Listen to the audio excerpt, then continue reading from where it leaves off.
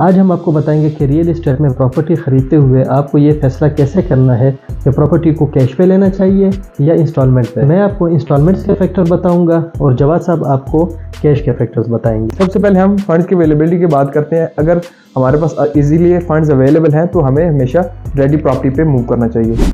और अगर आपके पास डाउन पेमेंट की हद तक अमाउंट है और फिर आप मंथली इतना कमा रहे हैं कि आप मंथली इंस्टॉलमेंट पे कर सकें तो आप अंडर कंस्ट्रक्शन या अंडर डेवलपमेंट प्रोजेक्ट पे जाएं। जब भी आप कैश पे प्रॉपर्टी परचेज करते हैं तो आपको एक तो वहाँ पे रेट मुनासिब मिलते हैं, दूसरी बात ये है कि फिर आती बात नसीब की कि आपका प्लॉट कितना जल्दी सेल हो जाता है। और इसमें ये है कि आपकी जो कैश वाली प्रॉपर्टी है उसमें आपको ज़्यादा वेट नहीं करना पड़ता, जबकि इंस्टॉलमेंट वाली प्रॉपर्टी में आपको बहुत सारा वेट करना पड़ता है। ज़रा सोचिए, अगर वो प्रॉपर्टी इतनी ही कैशेबल होती तो कोई भी डेवलपर उसको इतने लंबे टाइम के इंस्टॉलमेंट पे क्यों देता।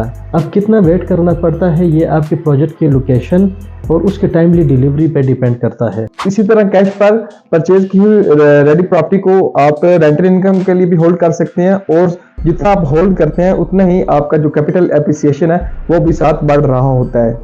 अगर आप बेहतरीन एजेंट के साथ इन्वेस्टमेंट करते हैं तो वो आपको प्रॉपर्टी फ्लिपिंग में भी बेहतरीन प्रॉफिट दिलवा सकता है। और अगर इंस्टॉलमेंट की बात करें तो इंस्टॉलमेंट वाली प्रॉपर्टी को आपको काफ़ी अरसा होल्ड करना पड़ता है। जो प्रॉपर्टी आप कैश पे परचेज करते हैं ऑलरेडी उसमें एक अच्छा मार्जिन होता है और काफ़ी सारे फैक्टर्स को मद्देनजर रखते हुए वो इजीली सेल हो जाती है। और जबकि इंस्टॉलमेंट वाली प्रॉपर्टी आपकी जल्दी कैश नहीं होती और अक्सर आपको कैश करने के लिए लॉस भी करना पड़ जाता है।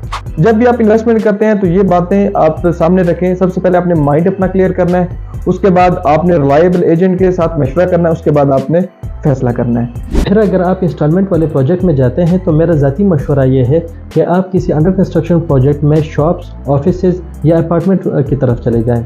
और साथ ही इस बात को भी समझें कि जो न्यू प्रोजेक्ट होते हैं सोसाइटीज़ के, उसके मंथली इंस्टॉलमेंट बहुत कम होती है, जबकि कमर्शियल प्रोजेक्ट के इंस्टॉलमेंट बहुत ज़्यादा होती है।